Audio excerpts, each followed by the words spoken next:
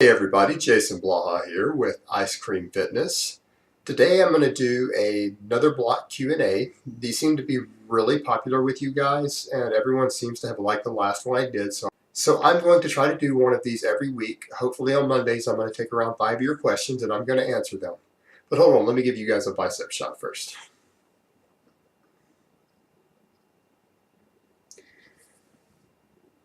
Oh, and one other thing. A lot of people aren't aware of this, but if you guys enjoy one of my videos and you would like other people to see it, please try to remember to just click the like button on it, because a lot of people are not aware of it, but the actual likes and dislikes on your videos are what determine how YouTube prioritizes them on the search engine when people are searching for keywords. So if you would please just try to remember to like any of my videos if you really do like them. And I'm going to jump right into these Q&As. Okay, first question. Hi Jason, how long do you recommend someone work out before they start taking BA and or creatine? From day one, a year? If someone is in the 30% non-responder group, do they just take BA by itself? Thanks.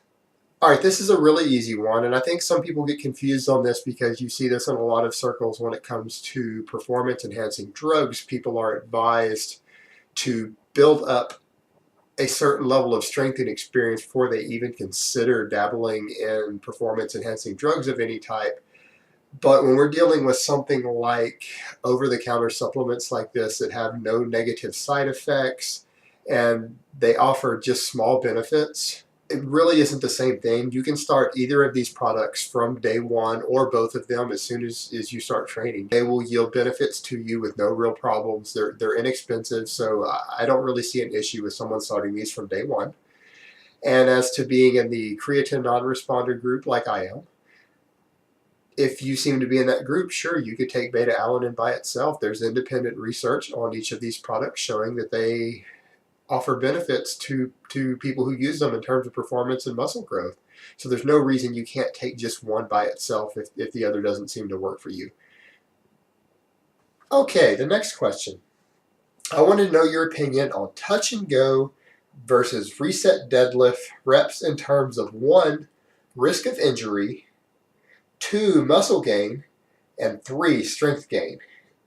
In 531 booklet, Jim Wendler recommends touch and go for a lower risk of injury, but I actually disagree and feel lifting from a still weight leaves much more time for setup to correct form, thus less risk for injury. I'd like to know what you think. Personally, I actually agree with this person. This was a really good question. In terms of injury prevention, I feel that first of all, deadlifts need to be kept to fairly low reps. I'm not a fan of doing actual deadlifts for high reps for metabolic work. And the reason for that being is people do reps, and especially as they touch and go, they get really sloppy in their form breakdown, and this is where you tend to see a lot of accidents happen. And the other issue there is, as this person said, when you touch and go and there's any potential bounce or anything like that, one, the potential bounce can mess up form and it can get you out of your groove and it can put you in a disadvantaged position to where you could potentially injure yourself. So that's one thing to consider. And the other is that you can't reset yourself correctly to pull safely if you're touching and going. And it's very, very easy when you stop and put the weight on the ground for a second or two or longer to reset yourself, to reset your lumbar, to reset your shoulders, to get yourself back in the biomechanically correct position to do the deadlift injury free. In terms of strength, I think resetting on every rep is tremendously better for strength gains than touch and go on the deadlift. And the reason for that being is that if you're doing rep work at all on the deadlift and you're touching and going on the additional reps, you're actually doing a completely different lift with a different technique on everything after the first rep. And so when you look at specificity of training, you actually will get less carryover to your strength gains from the additional reps, because you're doing a similar movement, but you're not doing the exact same movement with the same biomechanics when you're touching and going versus if you're resetting. So it will carry over less to your strength gains on the actual deadlift. And again, if you're touching and going, you're not actually doing a deadlift. A deadlift name even implies that you're lifting it from a dead stop. And then the issue of hypertrophy and muscle growth, while you could certainly do touch and go deadlifts for that, you've got the injury risk. And if you're doing it that way, you're not working with maximum weights anyways. If you want a similar movement with less risk and you want to do metabolic work like that, I would be more inclined to recommend the Romanian deadlift for this purpose, as I feel it's safer for higher rep work than the conventional deadlift is. And that part is just my opinion, and that's based upon the logic of the other things I pointed out there. Okay, next question. What do you think of mixing dextrose with regular creatine dosage, 5 grams, in order to elicit an insulin spike? There have been a number of studies indicating that creatine is more effectively absorbed if the amount of dextrose is increased. Do you agree with those studies, and what amount of dextrose do you consider to be the ideal for creatine absorption? The thing you have to remember with a lot of these studies, these are oftentimes fasted studies, or they're studies to where creatine is not being mixed with other foods that have an insulinogenic effect.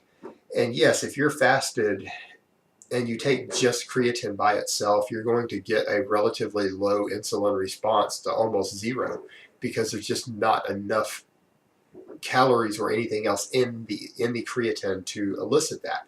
However, if you're not fasted and you've eaten food, you already have a decent amount of circulating insulin.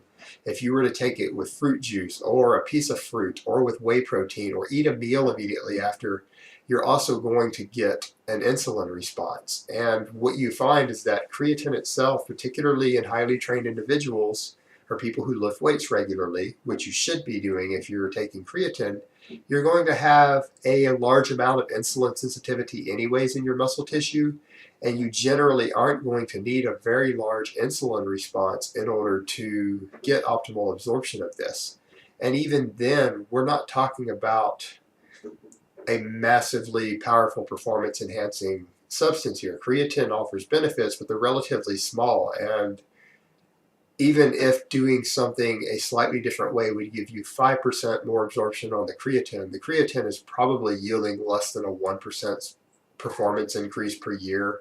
And to increase that another tiny fraction of a percentile, if it's even going to be statistically significant, really isn't worth a great deal of effort.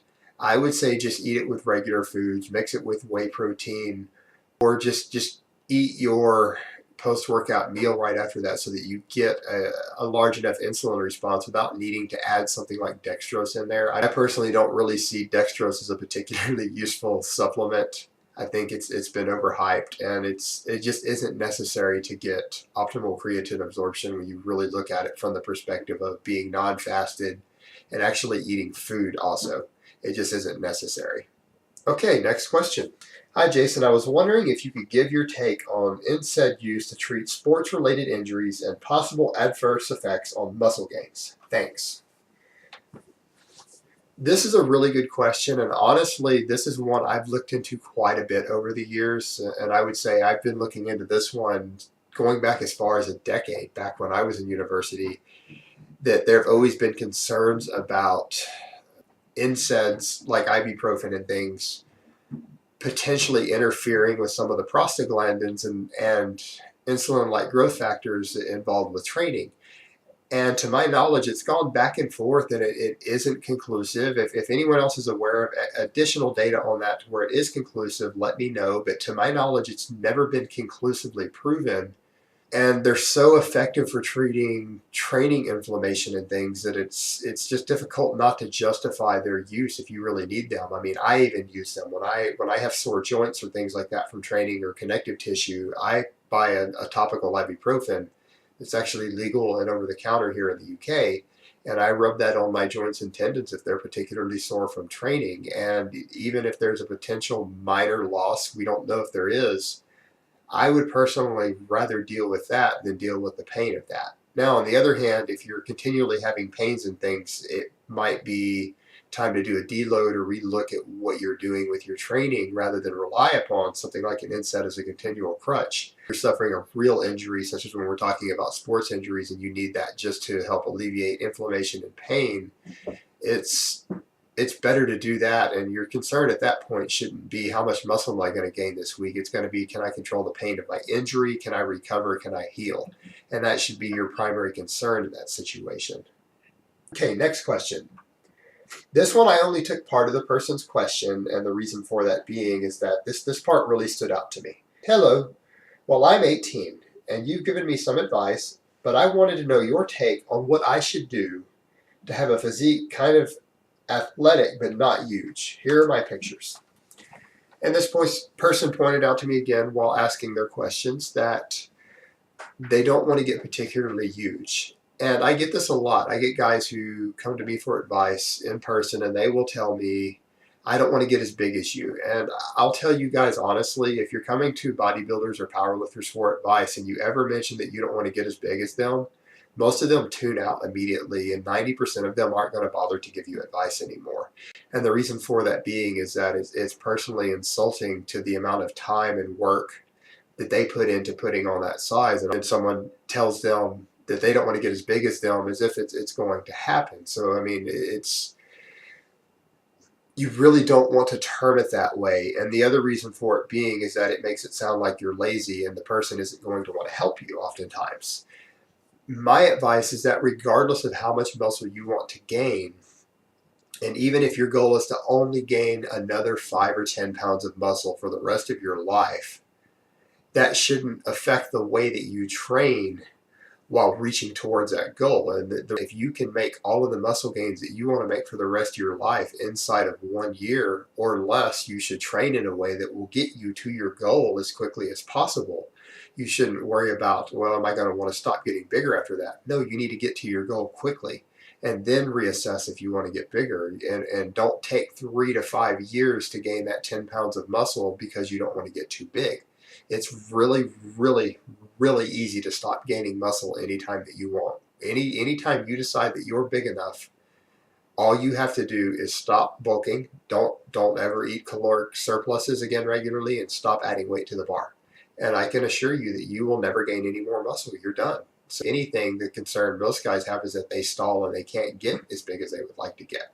So you shouldn't really be concerned about, I don't want to get that huge. If you want to gain any size over where you are now, any muscle mass, then you need to train for maximum muscle mass. You need to gain it as quickly as possible, because why take longer to reach a goal than you have to? Why do it less efficiently than necessary? All right, everyone, I hope this has been informative, and that's all I have to say on these topics today.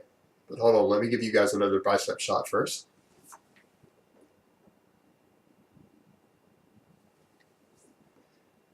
I'll talk to you next time.